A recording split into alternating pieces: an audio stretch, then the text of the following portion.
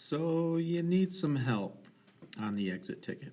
All right, well, remember, volume of a rectangular prism is equal to the length times the width times the height of the rectangular prism. And you can do that by finding three dimensions. There's one. Get a different color here.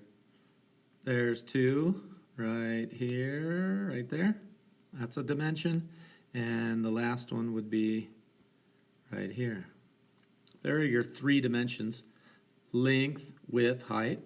And then you just multiply. And let me help you out here. Volume is equal to the length, 1 3/8.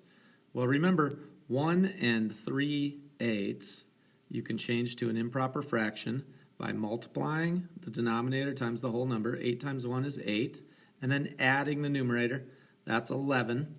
So 11 is your numerator. And the denominator is whatever it was. So it's 8/11.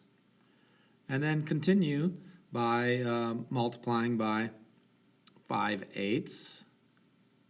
And then lastly by your height, which is 2 1/4. And 2 1/4 change to an improper fraction.